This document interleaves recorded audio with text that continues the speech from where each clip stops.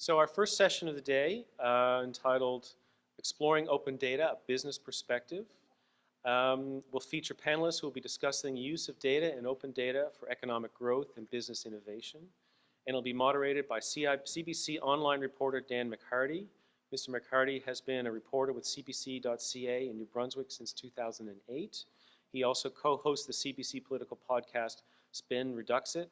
The structure we'll have for this session, each panelist is allotted 8 minutes to introduce themselves, their work, and share their ideas.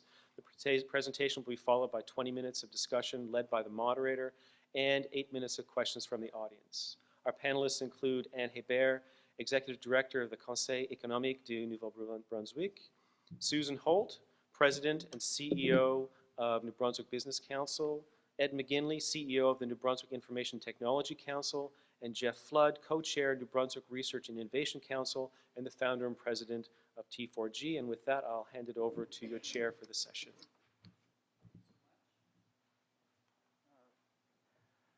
Good morning, everybody. As Chair said, my name is Dan McHardy. I'm a CBC reporter here in Fredericton. I'm a big fan of open data. So how I use open data in storytelling is very different than how a lot of other people use it in their jobs. So I'll be very curious to hear the debate that we're going to have here at the panel. And I hope you have a fascinating 2 days of conversations here at this conference. So I'm going to go through quickly and read some bios of our panelists here, and I'll turn it over for a discussion. First, we have Anne Hébert.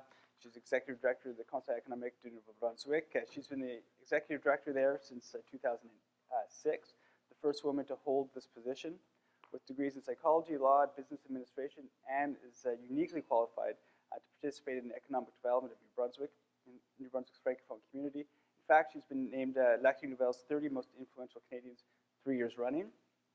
Susan Holt, President and CEO of the New Brunswick Business Council. Holding both degrees in sciences and arts from Queen's, Susan spent nearly a decade with some of the world's most successful companies, including Xerox, HP, IBM, and RIM. Susan was brought back to New Brunswick. Her expertise and experience gained all over the world, from Australia to India. Susan's goal is to make New Brunswick one of the best places to create and maintain a business. Ed McGinley, the CEO of the New Brunswick Information Technology Council. The NBITC wants to make New Brunswick an even better place to live. Their organization would like to give New Brunswickers an opportunity to learn and understand how information and communication technologies are essential to our prosperity. Ed is interested in many causes, from poverty alleviation through economic empowerment to education and health. And if people want to read on our, perhaps a shameless plug for the CBC website, Ed had a fabulous piece over the weekend on open government and open data, so check that out. And finally, Jeff Flood, the co-chair of the New Brunswick Research and Innovation Council. Jeff is the founder and president of T4G. Jeff has a BA in economics and an MBA in finance from Queen's. Before creating T4G, Jeff was a CIO and vice president of Dialects Limited, and before that, information systems officer to George Weston Limited. And I think that'll be enough for the debate. And the House rules, as we've said, 8 minutes each. I'll call your name. I have on my iPad the official timer. When that official timer goes off, whether it is mid-sentence, the hook will be coming out. So everyone has the opportunity to get in their time. Presenters are invited to communicate in the official language of your choice. And questions, if you have some, we have mic set up there, or you can raise your hand. We can do this old school. Anyway, we will start with Anne.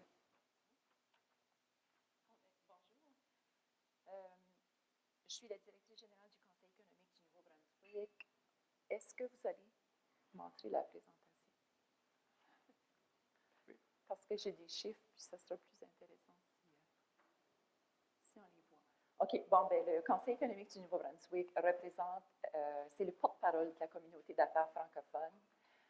Nous représentons des entreprises de la province, de tous les secteurs, de toutes les tailles, de tous les coins de la province.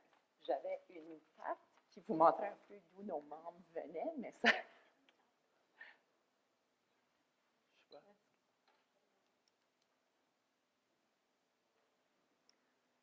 Bon, ben, je vais continuer.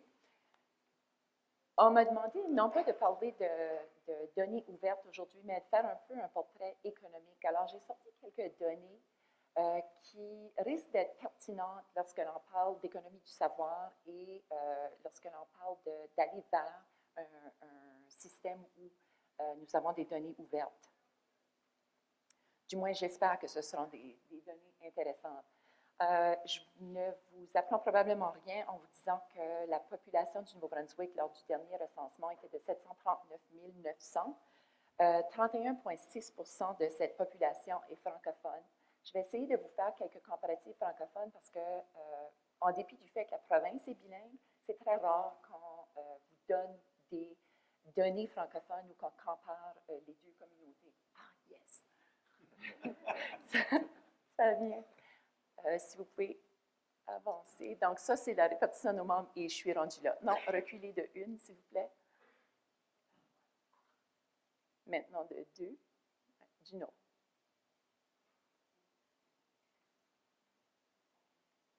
OK, bien ça n'a pas d'importance. Ce qui est important au niveau de la population et que vous ne savez peut-être pas, 83% de la population francophone habite le nord de la province et 70% de la population francophone habite des régions rurales et des régions qui ne sont pas incorporées, c'est-à-dire non municipalisées, ce qu'on appelle communément les DSL, les districts de services locaux.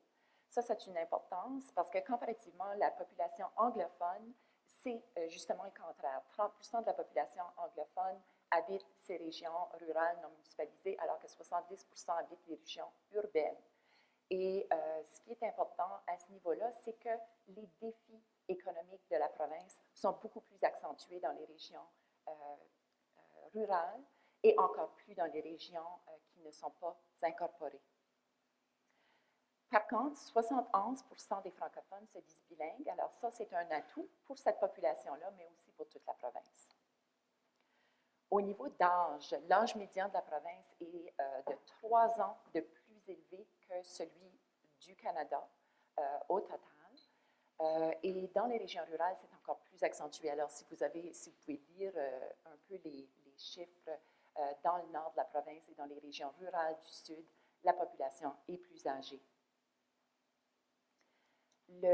Quand je vous parle de ruralité et d'urbanité, ça a une importance parce que au niveau de formation et d'éducation, les niveaux d'éducation et de scolarisation sont beaucoup plus élevés dans les régions urbaines que dans les régions rurales. Quand on passe d'une région rurale municipalisée à une DSL ou un DSL, c'est encore plus accentué. Alors, plus on va loin dans la ruralité, moins les gens sont scolarisés.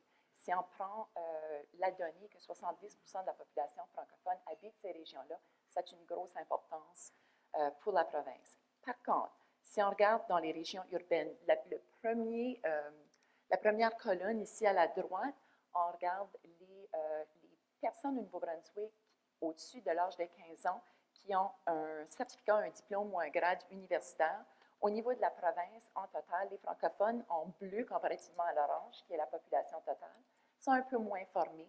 Si on regarde dans les villes, Fredericton, Moncton et Saint-Jean, les 3 villes, les niveaux de scolarisation sont significativement plus élevés que ce qui se passe dans la province au total. Et dans les villes, de façon intéressante, les populations francophones que l'on voit en bleu sont plus scolarisées que la population en total.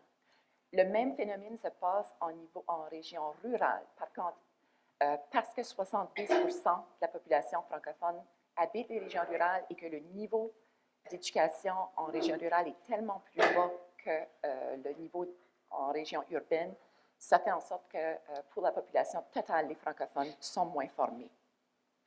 Si on se compare à la population canadienne, 25% de la population néo-brunswickoise n'a aucun certificat, diplôme ou grade universitaire, alors que pour l'ensemble du Canada, c'est seulement 20%. Donc, on a du travail à faire au niveau de la formation, de la main-d'œuvre, et plus on parle d'économie du savoir, plus on parle de technologie, plus on parle de données et d'analyse de données, plus ça devient important que notre population soit bien formée.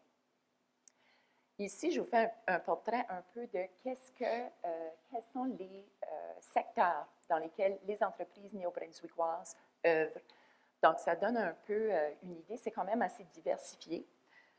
comparative francophone, les francophones sont plus situés dans les régions, les secteurs agriculture, foresterie et pêche, de même que dans le secteur de la fabrication, sont un peu moins présents dans les secteurs professionnels, scientifiques et techniques, sauf dans la région de Moncton où ils sont plus présents. Les données que je vous montre sont des données que nous avons demandé à c'est une petite partie des données que nous avons demandé à un économiste de faire pour que l'on puisse aller en région montrer à nos membres et aux intervenants du secteur économique quels sont les portraits économiques régionaux. Cette année, nous avons eu plus de difficultés avec ce que nous leur avons montré à cause du fait que le gouvernement fédéral a changé sa réglementation au niveau du recensement et surtout du questionnaire long. Ça fait en sorte que dans les petites régions, on a des données qui sont beaucoup moins justes et souvent, on n'a aucune donnée pour des petites régions, ce qui fait en sorte qu'on peut parler d'avoir des données ouvertes, mais la qualité de l'information que l'on va avoir devient très importante. Ce n'est pas seulement d'avoir des données, mais d'avoir des données qui disent quelque chose, d'avoir des données pertinentes et d'avoir des données qui reflètent la réalité. Je pensais que je ne me rendrais pas jusqu'à là, mais la situation chez nos membres, une des préoccupations principales qui revient depuis à peu près 10 ans, la formation de la main-d'œuvre et les compétences de notre main-d'œuvre qualifiée. Presque 70% de nos membres disent qu'ils ont des difficultés à trouver de la main-d'œuvre qualifiée. Ça, si on parle de données ouvertes, si on parle d'économie du savoir, ça va devenir un enjeu qui est de plus en plus important. On sait que les jeunes sont beaucoup plus habiles, beaucoup plus ouverts à manipuler les nouveaux outils technologiques. Par contre, pas certain que lorsqu'ils se retrouvent sur le marché du travail, ils ont développé la pensée critique face à la gestion de cette information, de cette communication-là. Alors ça, c'est quelque chose qu'il va falloir que l'on gère aussi. Et là, je m'arrête avec 10 secondes de reste, même avec un problème technique. Merci. Merci, Anne.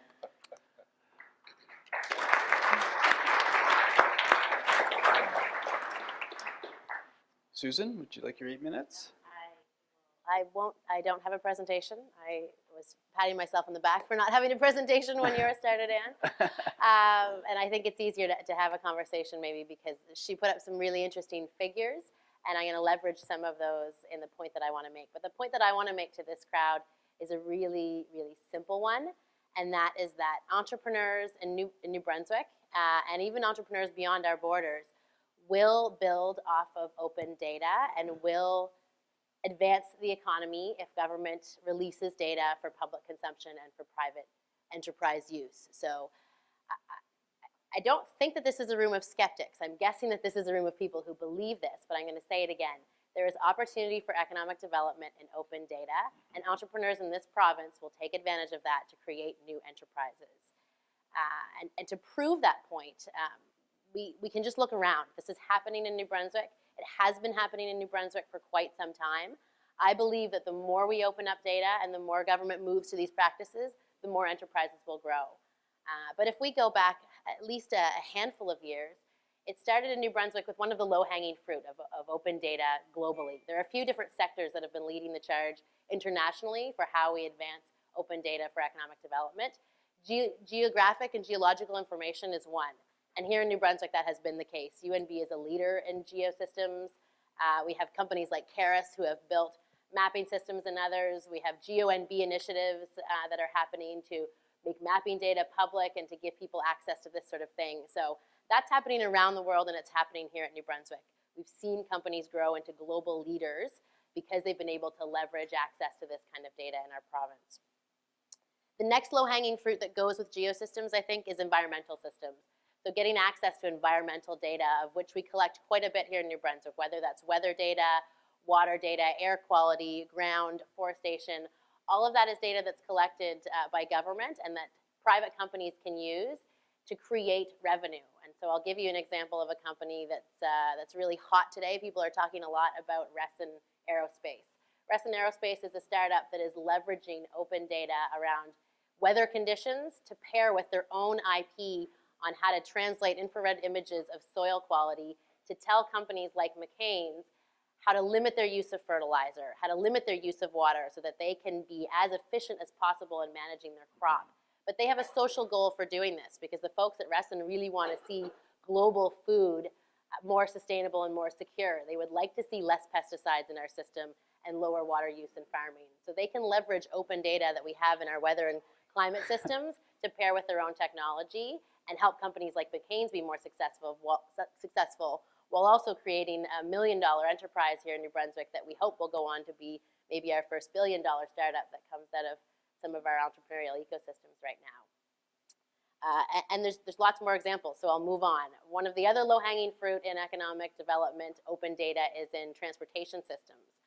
So systems and information about roads, about how we move goods, about our ports, about our air systems.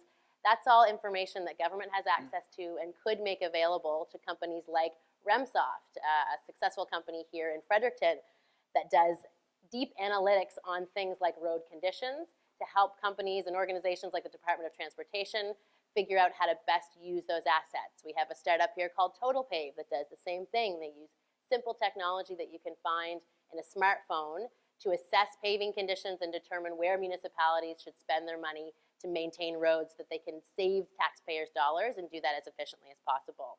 TotalPave could be a fantastic way for citizens to engage with open data and communicate road conditions in their own neighborhoods to help municipalities make really wise use of our tax dollars when they're maintaining our roads. I'll move on to an event that was just last weekend, the weekend before.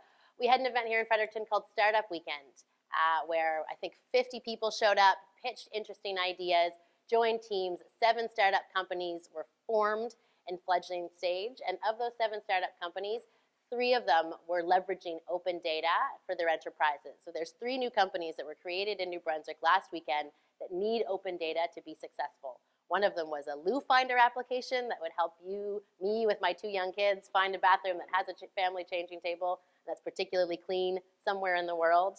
Another one, UPlansy, that leverages university course calendars and curriculum to help students better map out their university career.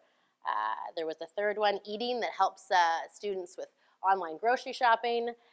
And so this is all happening. This is happening in our community. And if government partners with the entrepreneurial systems, they can help us grow our economy locally by leading the way with some of these innovations.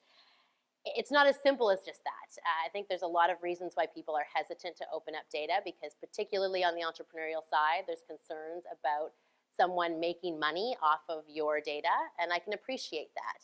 So I think there's a key role for government to play around the policies that make sure that this is protected, that people's privacy are protected, and that the systems for exchanging the information so that companies can become enrichers of data, can put on analytics to the data about my health or my usage of a particular system, and can do that to benefit me. But in the end, the studies show globally that when governments make data open and when private sector engages to use that data, it's the consumer that benefits most. So while enterprise does benefit by creating profitable organizations, consumers benefit by getting new products. They get more convenient access. They get improved products, things that work better. Often they get lower price points. So if we can move this forward as a province, then I believe that New Brunswick can grow its economy with some very simple measures that government could take. The final point that I want to make, because I see my good friend Janelle Sobey smiling at me, is this is the perfect place for social enterprise.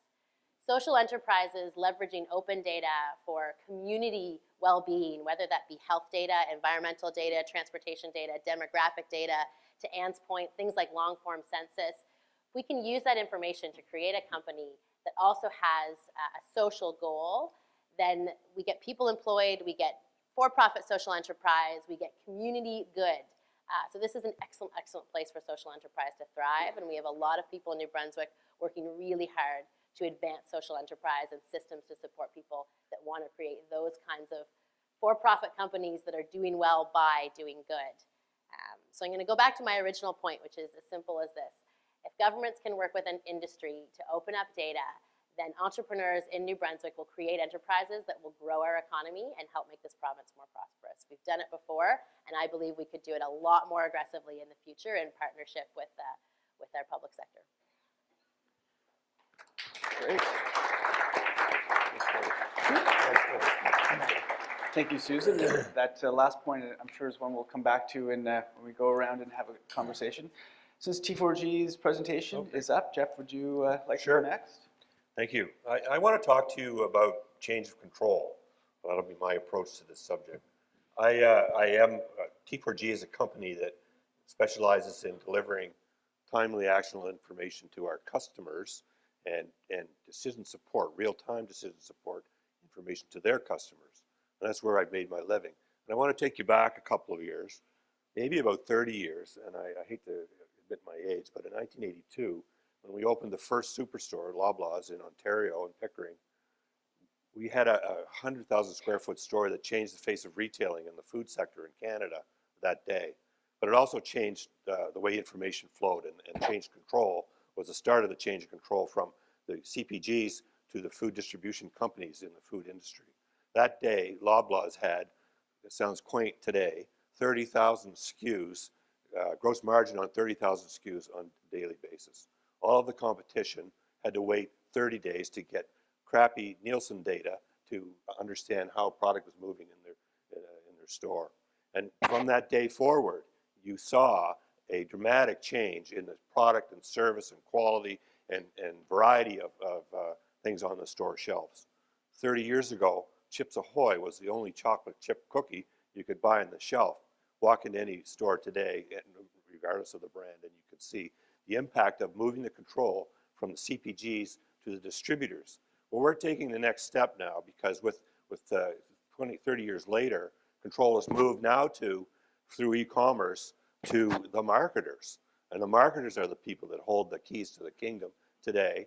And they have information that they're selling and reselling all over the world on you, on your product movement, and everything that you do, literally. I don't know how many of you have a flashlight application on your iPhone. Anybody? How many of you know that thing tracks everything you do every day, regardless of whether you've got it turned on or not? One simple example that's being combined with information from a whole host of things that are going on. So my challenge for you is, I think we need to think about open data. I think we need to change the conversation dramatically from why not to how fast. And this is a problem. Susan makes a great point, but I don't think we have to think about accelerating and taking a leadership position in this province in the use of open data and the repurposing of open data that not only will allow our citizens to understand how to use it and maximize the benefit from it, but will allow us to produce a whole class of entrepreneurs and trained data scientists, that's my business, who are able to have a facility with and capability that is beyond compare. And you know, the scale and the pace of change argues for this. I mentioned a couple of examples, but in our daily lives, we are so accustomed to using data to make decisions, and we're not doing it in the public domain as much as we are doing it in the private domain. So I have another role, which is as part of the NB Research Council. This is the famous scene in Jurassic Park. If you remember when the scientists said, there's no way that these dinosaurs can reproduce. They're sterilized, and Jeff Goldblum said, oh really? And you know the rest of the story. And life will always find a way. And so if we don't do it, somebody else is going to do it. And it's likely to be the majors that are doing it in big time. And so rather than Googles and Amazons and Facebooks of the world taking control, we need to take control, and we need to give control to our citizens. So the NB Research and Innovation Council has put forward in their annual report 3 catalysts for change. The first catalyst for change is to build a digital society, and to build a digital society so that citizens can have secure online access to all government services, so that citizens have control of their information. The digital society will allow us to reinforce privacy rather than compromise it through citizen control of and access to their information and information on who's looking at their file. And it will allow us to create a unique platform for business to take advantage of and to leverage to build new solutions. I'll give you a simple example. If I came and wanted to build something in a jurisdiction that guaranteed me secure authentication as just one thing, I would be coming to a jurisdiction that had superior advantage to test pilot my project, to introduce a new product or service. And so I see government as a platform to provide all of these things.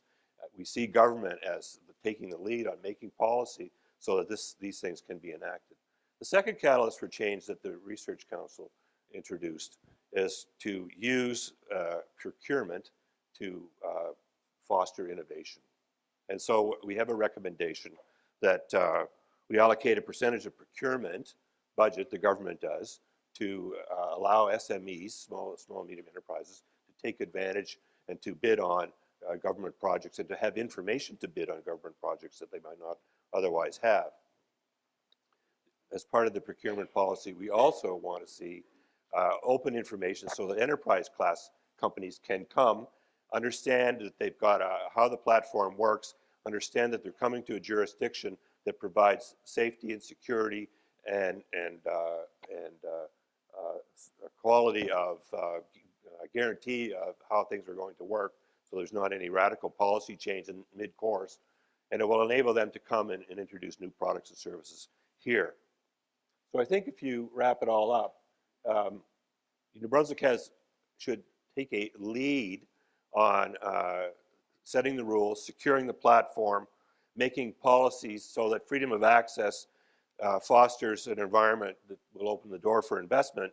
We should be publishing all data and spend to ease access to the data so that entrepreneurs can do their thing. I'd suggest perhaps that if we have some money to spend in infrastructure, and I understand we do, maybe we should take $100 million and put it into providing that ease of access and opening up a platform that we can build on. So we're moving to citizen ownership and control of the agenda. So we came from the big companies to the distributors, to government, to the marketers. Now it's going, the information and the opportunity to monetize it is being put in the hands of the citizen. And if we support that here, we make it so we have the best connected, the best informed citizen on their rights and their ability to monetize those rights, if you will, we'll be leading into the future. It's going to happen. It's inevitable. And I think that if we get behind this, if we get behind the passion and talent that exists in this room and in the IT sector, we can do some really great things. So my pitch is let's push the envelope way further than we're perhaps thinking today and turn it over to all of us.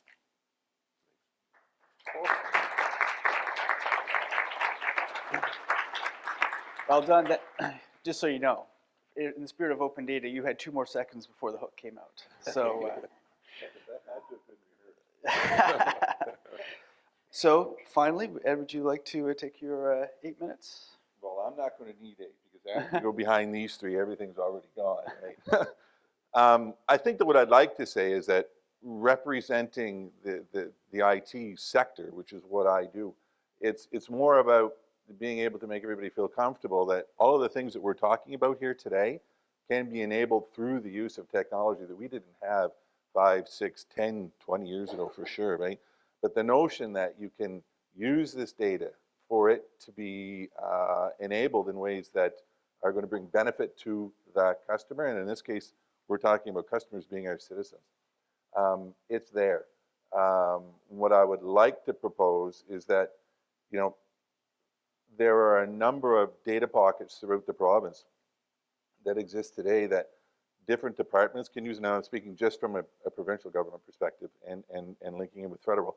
But if these different departments could use each other's data for the benefit of the services that are being produced for the citizen, I mean, what a marvelous thing that would be, right? So we have the technology to do that today, and we can take that leap from not just moving from, you know, a year or two ahead, but let's think about what's that 10-year plan? What's that 15-year plan?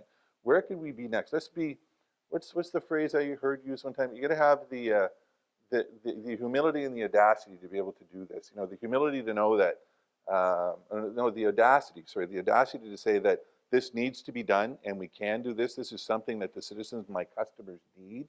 But be able to have the humility to know that it's not about me, right? It's about the customer. It's about the citizen. So I think that if those barriers come down and if we can allow technology, become comfortable that the technology can do this, I think the things that we're going to see are going to be phenomenal. And I did want to talk about when Susan was talking earlier about you know, the work that we're doing, that they're doing at the Pond-Gismondi Center and Reston Aerospace. Look, I can remember when Peter was 10 years old, right? And look what he's doing now. Building a company that can use that open data, and I forgot about the weather piece, right? If you're not familiar with Western yet, you know, I plead with you to go out and have a peek at what they're doing. Being able to tell producers like McCain's or other food producers around the world where you can go to spray a field, where you don't need to go to spray a field, where you need to go water your field, where you don't need to go water a field. We're just doing that in New Brunswick. Imagine if you could do that anywhere in the world, right? And we can. So that next big thing that's going to produce social change and benefit for so many people being enabled by technology is happening right here in our backyard. Let's be a little selfish and let's talk about the economic capacity that exists, excuse me, right there to create jobs, not only here, but in other parts of the world. But that energy, all of that wealth can be brought back to New Brunswick where we can use that money to pay for social services that we need here, to pay for our education system, to pay for, you pick one, right? Name something that you're really passionate about, something that you really want to push forward, and think about how technology could enable that. I think that there's no end to the possibilities. And look, I've still got 4 minutes left, right? And I could go on and on. Anybody that knows me knows that I could go on and on and on and on. But I think that what we want to do is talk to you, and let's have an open discussion on where we think open data can take us, how we can leverage that for the benefit of not just the people sitting in this room, but where's Nick with his little son? I didn't know that was his son sitting in the back of the room earlier. In 10 years, this is going to be his world, right? In 20 years, he's going to be sitting where you're at, right? We can use open data to make a big difference. And I think that technology can do that. There's enough people in this room today. The mystique of technology is disappearing. But if you go beyond this door, that's not necessarily the case. There's still a lot of people that are a little worried about, okay, the data becomes open, now I'm vulnerable. When, in fact, it's the opposite. If we have technology today that can take that paper world that we're all so familiar with and take it off the desks, take it out of the briefcases, and put it in one single repository where it is secure, that's security, all right? And we can, I think that Jeff ended it well a minute ago. It's not that this is going to happen, it's happening, all right? We're already there. So who wants to buy 3 minutes and 25 seconds? So thanks. Fantastic. Well, I get to put away the timer now and start to have a conversation. So as I said earlier on, that we're going to have a conversation up here, but if you have questions, there's a mic right here. You can also feel free to put up your hands. You can ask the questions in the language of your choice, and the panelists can, again, respond. But perhaps I will open up with a question here. I think the four panelists did a good job of laying the groundwork for some really interesting information about where we are as in New Brunswick in terms of our backgrounds. I think Anne highlighted that well. The low-hanging fruit that Susan had, some of the points that were made by Jeff and Ed. But I want to pick up on what you just said, and one of the things that you raised in your op-ed this weekend was the need for a culture shift in how we approach open data as a society and perhaps inside government and within businesses. So what has held us as a province back in pursuing this faster? We've seen open data used a lot elsewhere. Even at the federal government, they seem to be further ahead in terms of federal data that's being opened up. So think about the New Brunswick context. Perhaps if you each want to chime in here in terms of what needs to be done next. Do you want to pick up on that point? You hear me harping about the cultural shift that we think needs to happen.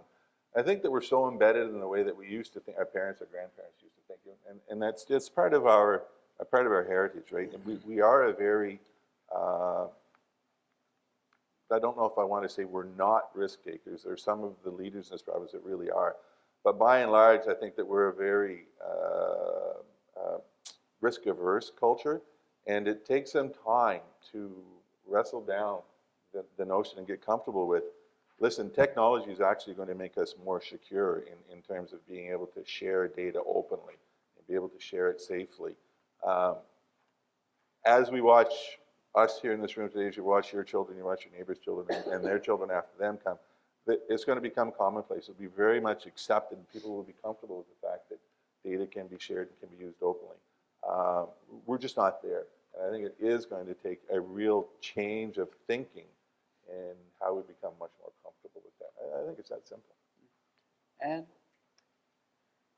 Ça me peine de le dire un peu parce que moi, je suis née ici, je suis engagée à demeurer ici, j'adore le Nouveau-Brunswick, mais je dirais que lorsqu'on regarde tout ce qu'on fait, pas seulement au niveau de données ouvertes, mais on semble toujours suivre. Et même quelque chose que l'on fait qui est totalement différent, comme le bilinguisme par exemple, on ne saisit pas nécessairement toutes les occasions qui sont ouvertes à nous. On a des atouts au Nouveau-Brunswick et puis on ne les saisit pas. Alors, je pense que c'est un peu dans la même veine. On a l'habitude de suivre et peut-être, sauf quelques exemples. Il y a quelques exemples où on a été des leaders, mais c'est comme, je pense que c'est comme une habitude qu'on a pris, puis ici serait peut-être le moment de saisir une occasion et de faire des choses différentes. Jeff? I'm with regard to changing cultural change. I'm not sure what we're protecting. If you look at the growth in data, and I'm in a big data business, you know, the structured data that we're mostly talking about here, it is structured data and it's held in repositories in government and other places, is minuscule relative to the growth of unstructured and other data that all kinds of organizations are using aggressively to produce information. When you log onto a website, it takes a nanosecond to identify who you are, where you're coming from, what you're all about. Believe it. I mean, that's the way it is today. And so we can only, if we have to go ahead. Otherwise, we will always be subject to the whims of all of these organizations. We can take a leadership position by educating our population, building the expertise in the province, demanding that we share data in a protected way, in the best way, and be aggressive about I'll say monetizing it, which will drive a whole bunch of things that will protect our privacy. Because when money is on the line, inevitably people realize that they're going to look after themselves. And so it's an interesting problem, but we can take the lead. And that's a really good point. So just to say, that's a really good point. So here I go, right? That's a really good point that Jeff makes. I mean, if the banks and the finance industries are already doing it, they're not doing it because they think there's a little bit of risk. There's probably no risk from their point of view, or it's so minuscule on their risk logs that they've decided this is a good way to go. They're responsible to their financial shareholders, right? If they make a mistake, they're on the hook. So somebody's doing it. But I think there's a piece here that we should factor in, because I think there is a culture shift element, but I think that open government could actually support the culture shift, because we need an environment of trust. Right now, there's not a lot of trust in government. There's not a lot of trust in business. If we open up data, if we behave more transparently, both as government and as industry, then we create an environment where citizens can trust more the decisions being made by their politicians and the services being offered by their entrepreneurs. So if we move more quickly towards open government and open data, I think that we'll create an environment where our citizens will trust more and can see it. It will be transparent. They can see it and touch it and know how this is being used and choose to engage or buy. So I think that open government actually speeds up the cultural shift that we would want to see in New Brunswick and Canada, and allow us to leverage full benefit from that. Fantastic, Susan. And question, would you like to introduce yourself? Sure. Thank you. Thank you to all the panelists. My name is Susan O'Donnell. I work at the National Research Council here in Fredericton. I have a question for all the panelists. I was really intrigued, particularly by Anne's presentation at the beginning. I think we all know we live in a rural province. It's one of the most rural provinces in Canada. And my question is, how can we harness data from communities so that it actually creates jobs that stay in the communities, because I think that's a real challenge. A lot of the startup companies in New Brunswick are in urban areas, and the benefits are for the urban areas, and in many cases the startups reach a point and then they're sold to an entity outside the province.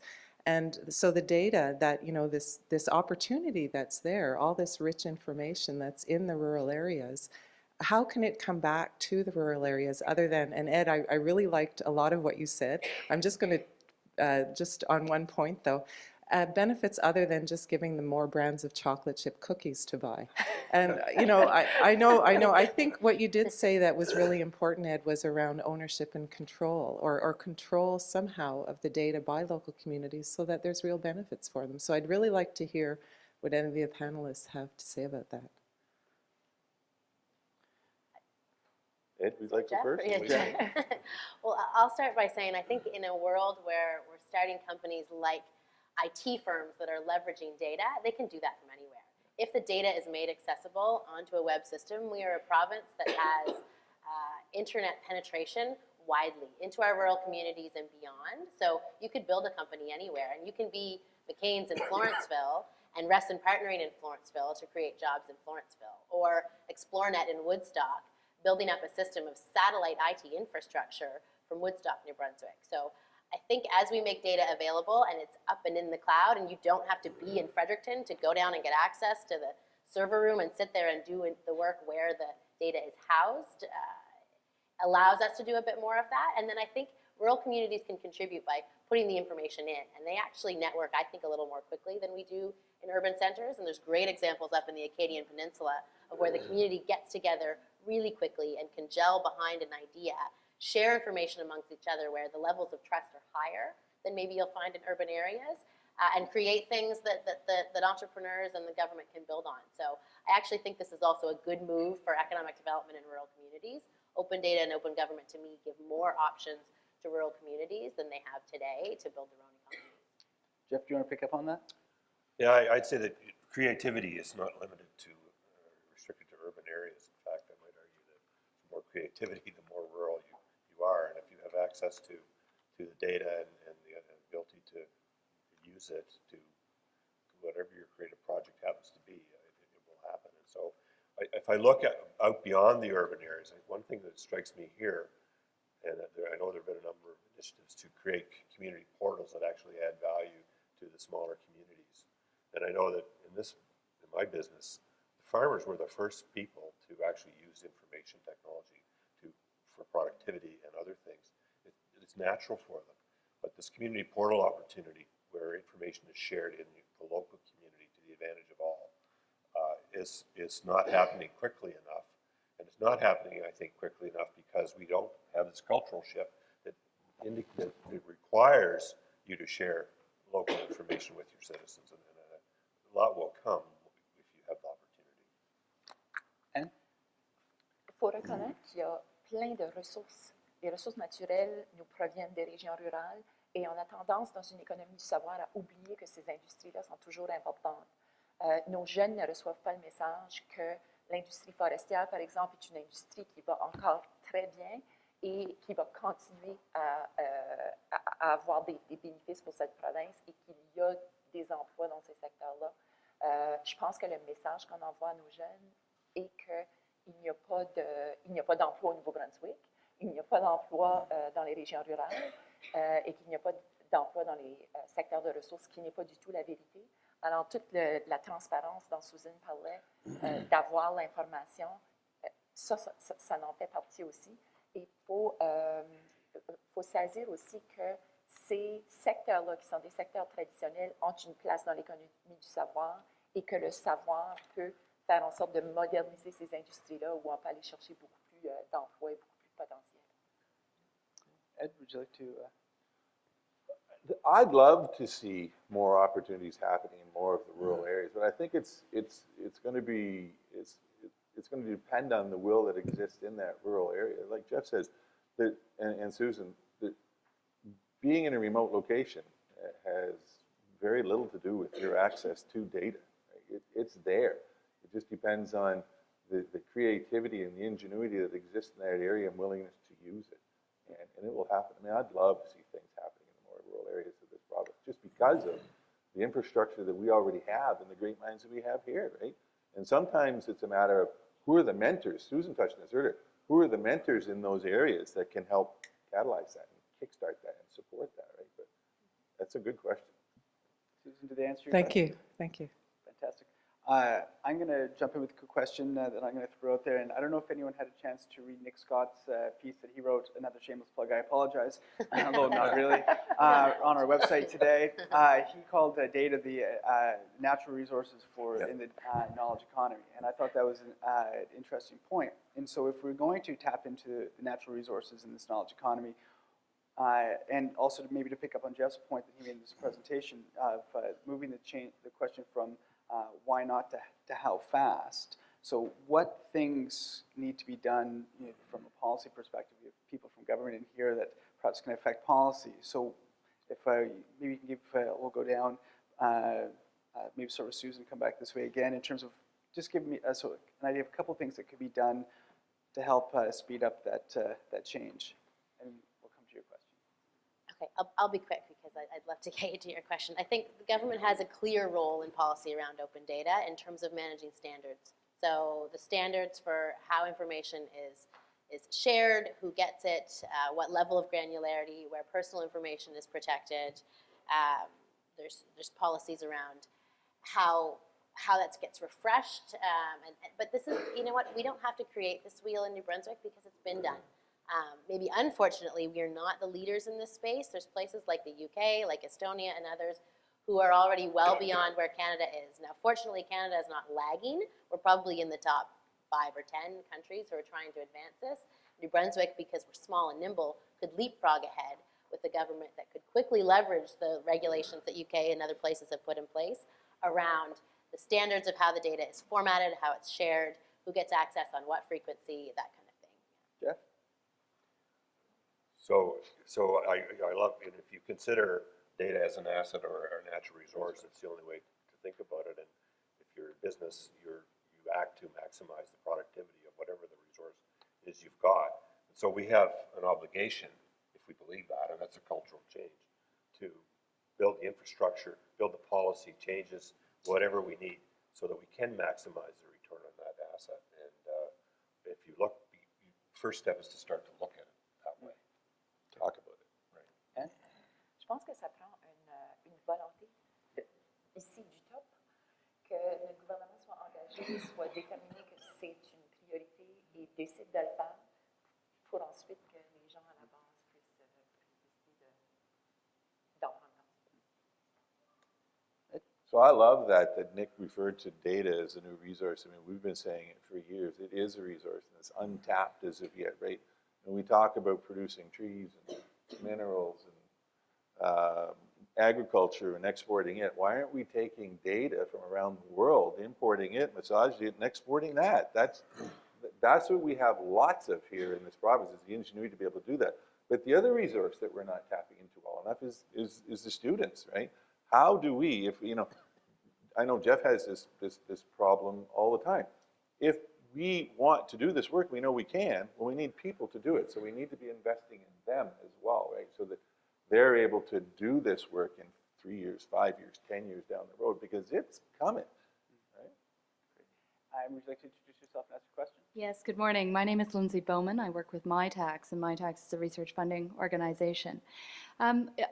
I think it's exciting and obvious the asset that open data from government can be for new business entrepreneurs and businesses. I'm wondering how businesses reconcile, though, their keenness to use open data with the fact that they could maybe also have an obligation to share the data that they are accumulating. My favorite example right now is, I'm sure most people in this room have a PC Plus card in their purse, and Superstore Loblaws is accumulating a lot of data on me every time I go into the store. And while it's a reflection of my buying habits, it could also be very useful as a predictor of health. It could be a predictor of my feelings towards certain not-for-profit organizations. I buy a lot of dog food, so that might be an indicator that I am a pet owner and a lover of pets, and I would be willing to participate in those sorts of things. I'm wondering how businesses are reconciling those two positions, because market data is such an asset to businesses. I'll leave that open to you. Jeff, would you like to jump in on that? You know, the hottest area in data science today or marketing today is digital marketing. And we're talking about billions and billions and billions of dollars today being realized from the repurposing and sale and building, you know, conclusions from your data. And if I'm in business, I am going to protect my advantage as long as I can. So you have to change. They won't change until there's an economic reason to change. And if that economic reason is you taking ownership of your data and charging them for its reuse, then they're going to have to remodel their approach. But it's going to happen. So you're going to have to take it from them. My conclusion. I think it's interesting. I mean, if you look at it, we live in a capitalist society, so that stuff is going to happen. But we have a lot of protections that are already built into place too. So it's not going to be abused. And if it does get abused, it'll self-correct itself. But I think that the notion of being able to take that data and produce value for you as the end customer is what they're all being driven to do. And again, they have shareholders they're responsible to. They're looking to make them money. They're providing value to them. So it's a whole chain of things that are happening. And there's checks and balances in there. But I'm not, when we talk about cultural shifts, I'm not worried about that data being used abusively. I'm more interested in the way that data is being used to bring value to the customer, create economic benefit here. Other companies around the world want to copy that. Let's be leaders in that. Yeah, there's one area that I haven't talked about much that fits in nicely here, and that's the energy sector. So in New Brunswick, where we have a fully integrated public utility, we have an opportunity to really move more quickly on leveraging information about where and how electricity is generated and at what price point, where and how consumers are using electricity and what electricity they're generating themselves, to create a system where we could be sharing a lot more effectively some of those resources. And we also have entrepreneurs who could build on that and provide some of the products that I think were in your slide, Jeff. I saw Nest and some other things to make our lives better, to reduce our own costs. So it's a really complicated space where consumer information is the value that some companies have depending on the business they're in, maybe not in the energy space. So finding the spaces where the value can sit with the customer and that the business isn't losing access to revenue by sharing that information, or they're sharing it in a adjacent sort of marketplace, then I think that makes sense. But Jeff's point of getting to the point where the consumer owns the data, moving towards what they're doing in Estonia, will bypass some of that, where we have industries that haven't yet capitalized their customer data yet. But I think energy is one that could really lead that, because there's major social value in us sharing information about how we're using, generating, and manipulating electricity for everybody's benefit.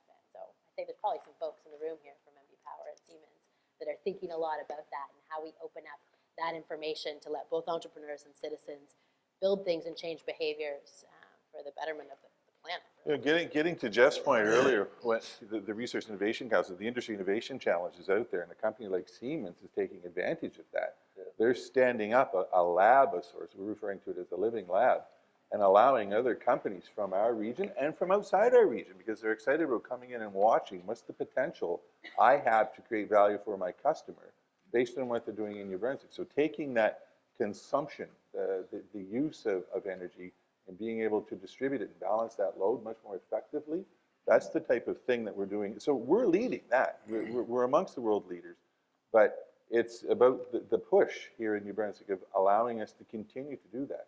And it's like I've heard our friend David Olson over here in the corner talk about.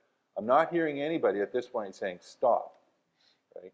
And the whole notion of we're advancing the ball forward, you know, a yard, a meter every day, this is a really nice thing to think about. So some of the companies that are plugging into the Siemens Living Lab, they could be the next billion-dollar company here, right? So that's the economic selfishness part of me, right? Anne?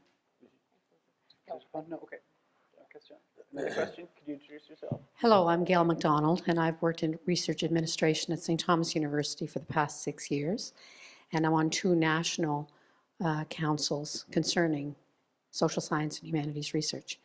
And I'm one of the skeptics, and I'm closer to the age of the people who remember feeding data 1 comma at a time into a machine and watching it go away. And I'm also part of a group of people that is very concerned about the protection of research data. We take great pains at universities to protect the anonymity or the confidentiality of people that we interview, that we collect data from. And although I would not stand at all in the way of any industry trying to make New Brunswick a better place, I have a deep concern about what security actually looks like. So for example, if I have a chronic disease and the information about that disease will help planners, then they can take my age and my disease condition and all of that information as long as it's never connected back to me. That's the key. And the second point I'd like to make is I would challenge you all to create paid internships for students at universities who are flipping burgers at McDonald's to pay tuition these days. And if there were paid internships, 10 hours a week during the academic term, full-time during the summer, that's your pool of people who are looking, very much want to stay in the province and very much are looking for the kind of training that all of you could represent. Great, Gail, thanks. Ed, you know, this is privacy is obviously one of the big questions that always comes up when we start, whenever we start talking about open data. And do you want to talk a bit about some of the concerns and what companies are doing in order to ensure privacy? Me? Yes. Yes, yeah, sure.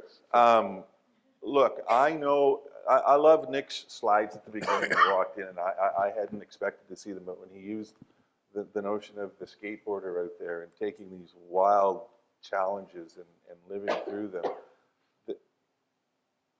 it's a nice symbolism to what we're trying to do here. But we're not doing it in a cowboyish kind of way. We're fully aware of, so Gail, your point is perfect. It's about, you don't want the data to be out there where the people whose data it is are vulnerable, right? We know we need to strike a balance, but we do know that we have to stretch ourselves a bit to make sure that, you know, patients like the one you're talking about and others were able to use that data and draw some inferences and some predictions on where is that disease problem coming from? Where does it begin?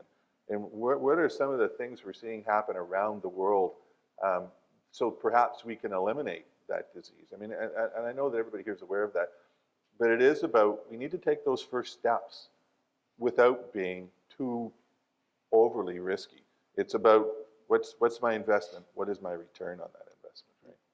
Susie, do you want to jump in here? And in your presentation, you talked about low-hanging fruit that perhaps we can go for. How do some of those ideas mesh with the need to ensure that Gail is talking about privacy?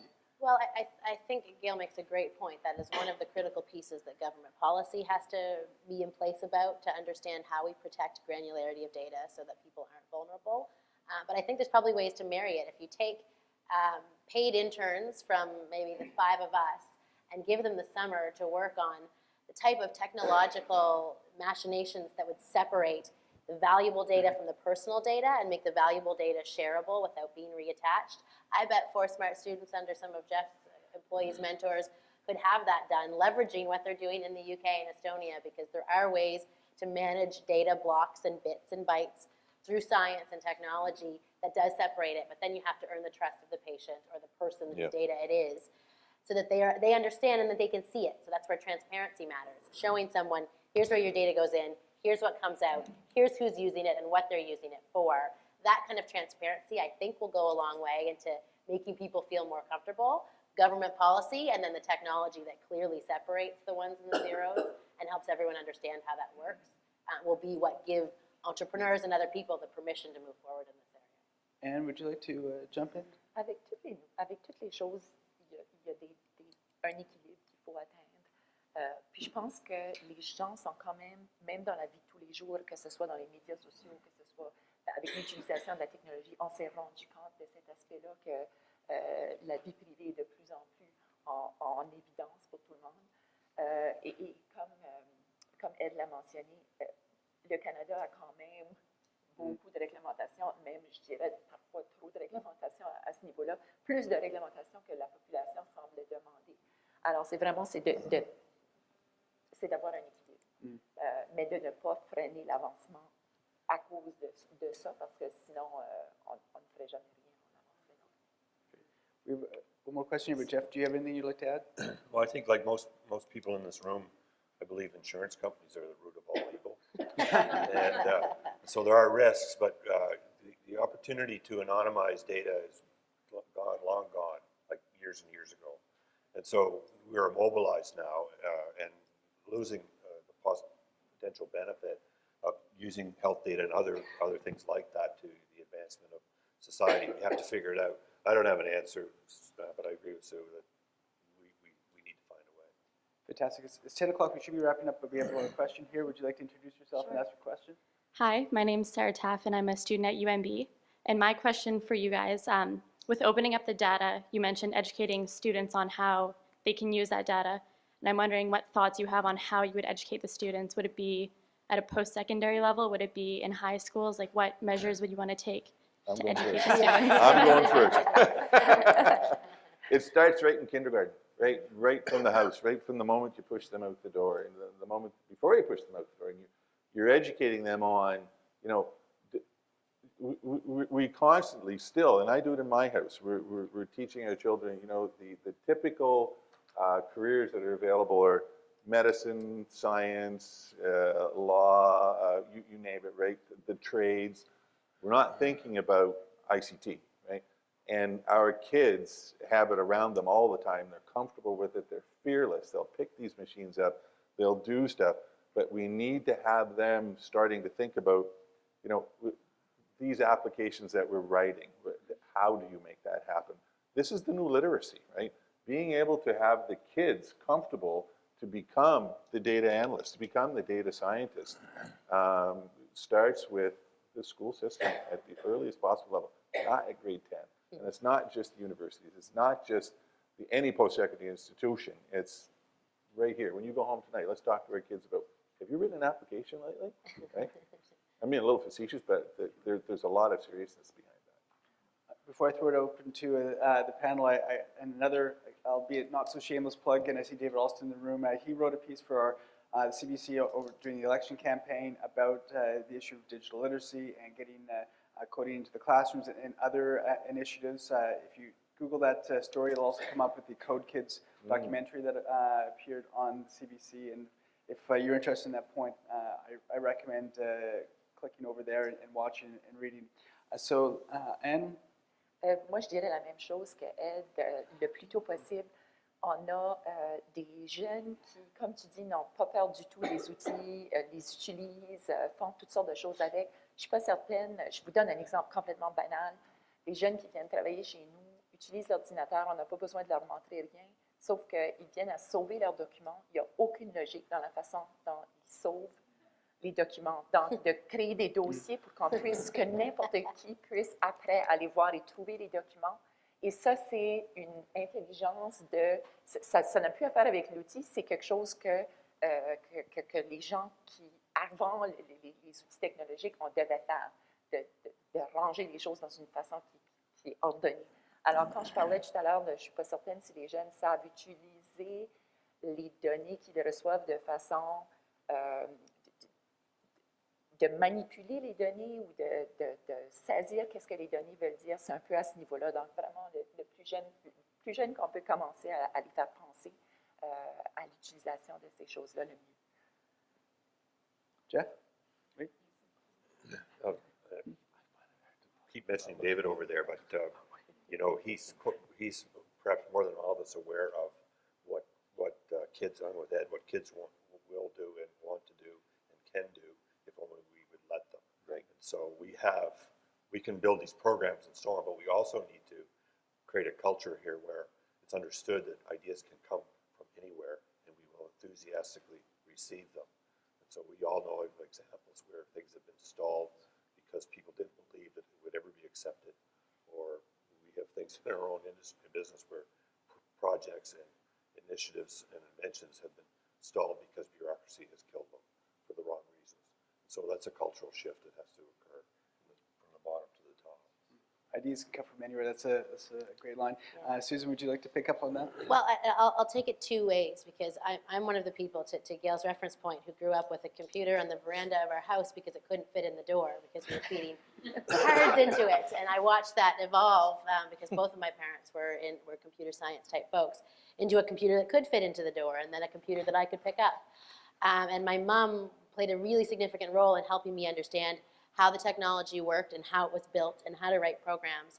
I think now I watch my 2.5-year-old who can pick up my iPad and she figures out how to turn it on without me having to tell her. And she's manipulating apps, but I think she still needs me to help her understand how, as she's building something that she can share, that it might get shared with the world. And that there's a context out there that she doesn't appreciate today. I mean, she's 2.5, so. Get on that. Yeah, we'll get there. But if we start with kids young, and we give them the ability to create, and they understand the digital environment as natives better than we do, there's still a role for government, parents, and the education system to play to contextualize and to make sure that those vulnerable people aren't harmed by what they don't know. So we have, I think there's roles for kids to create and for us to be there to make sure that there's safe places for them to do that, and it starts as young as 2.5. Can I finish? Oh. No, of course. If I said no, you would. Right? But I saw a report, and we produced it the other day, reproduced it for our group the other day. It was, and this is an American, so it would apply to Canada as well. If you look at the study that they did that said you wonder why we don't have enough kids to come out and work in these industries, it starts in the school system. They surveyed, I don't know how many thousands of schools in the United States, but only 1 in 10 schools had some sort of technology program. And some of them were as benign as, well, we're teaching the PowerPoint and Excel. That's not where we need to be, and that's why we have to understand why we're not producing enough kids with the passion and the energy to get involved in this sector. The ones that are gravitating towards it naturally, but I don't think that we're harvesting enough. We're not creating enough enablement at that younger age for the kids to open up and go, you know what, this could be for me, so I'm going to take that next step. So does that help answer the question? Thank you. Fantastic. Well, listen, we are 8 minutes past, and for fear of getting the hook myself, I say we should cut it there. So for Anne, Susan, Ed, Jeff, thank you all so much, and I will turn it back over to the chair. All the speakers today.